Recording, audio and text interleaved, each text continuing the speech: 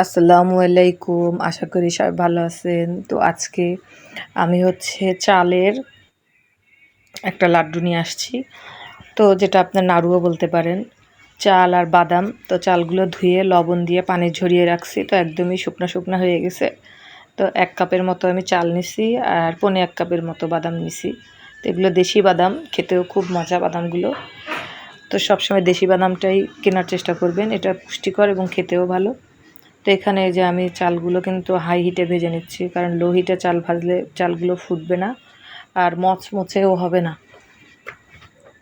তো এই যে চালগুলো ভাজা হয়ে গেছে। এখন আমি একদমই লো হিটে বাদাম ভাজবো, কারণ কড়াইটা এমনিতেও অনেক হিট। এর ভিতরে মানে কোনো হিটই দেবো না, একদম ডিম জালে বাদামগুলো ভাজবো, নাহলে বাদামগুলো পুড়ে যাবে আর ভিতরটা ক্রিস্পি হবে না। তো বাদামগুলো ভেজে আমি এই হাঁড়িতে একটু ধুয়ে এখানে আমি চিনির শিরা করে নেব।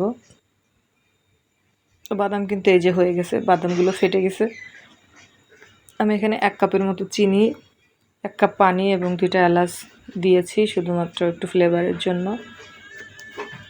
এই যে বাদামগুলো ভেজে আমি এই যে খোসা ছাড়িয়ে নিয়েছি। তো কিছুটা খোসা এখনও আছে, তো এটা সমস্যা নেই, যেহেতু খোসায় প্রচুর পুষ্টি থাকে। তো সেভাবে আমি আর ছাড়াইনি, ব্লেন্ড করলে ওটা আর দেখা যাবে না।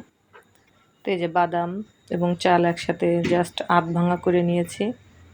তো চিনিটা কিন্তু প্রায় এদিকে জাল হয়ে গেছে। তো এখানে আমি কিছুটা নারকেল কোড়া দিয়ে দিলাম। নারকেল, বাদাম আর চালের আসলে এই নাড়ুটা খেতে খুবই মজা, এবং যেহেতু আমি ভয়েসটা পরে দিচ্ছি, খাওয়ার পরে সত্যিই পিনাটের মতোই লাগতেছে। বোঝাই যাচ্ছে না যে এখানে চালের গুঁড়া অ্যাড করা, যেহেতু বাদামটার পরিমাণ একটু বেশি। তো এখানে কিন্তু আমাদের হয়েই গেছে। তো এটা আমরা একটু চালের গুঁড়া দিয়ে জাস্ট নেড়ে চেড়ে চুলাটা বন্ধ করে দিব, কারণ চালের গুঁড়াটা কুক হওয়া অলরেডি এবং চিনিটাও জাল হয়ে গেছে। তো চুলাটা বন্ধ করে দিয়েই জাস্ট আমি নেড়ে নামিয়ে ফেলবো। আর আলতো হালকা একটু ঠান্ডা হলে হাতে সহ্য হয় এই অবস্থায় দলা পাকাতে হবে, না হলে দেখা যাবে যে হাত পুড়ে যাবে, যেহেতু একেবারেই গরম। আর চিনির যে চিটটা থাকে এটা কিন্তু সত্যি অনেক গরম থাকে। তো হাতে একটু তেল মাখিয়ে নিয়ে বা একটু ঘি মাখিয়ে নিয়ে দলা করলেই কিন্তু হয়ে যাবে। তো এই যে হয়ে গেল কিন্তু আমাদের বাদাম, চাল এবং নারকেলের নাড়ু। তো বাদামগুলো আধ ভাঙা মতো হয়েছে, এই জন্য খেতে আরও বেশি মজা হয়েছে। বাদামগুলো প্রতি কামড়ে কামড়ে দাঁতের নিচে পড়তেছে।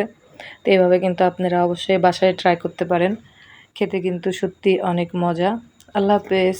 তো সবাই ভালো থাকবেন, সুস্থ থাকবেন। আল্লাহ হাফেজ।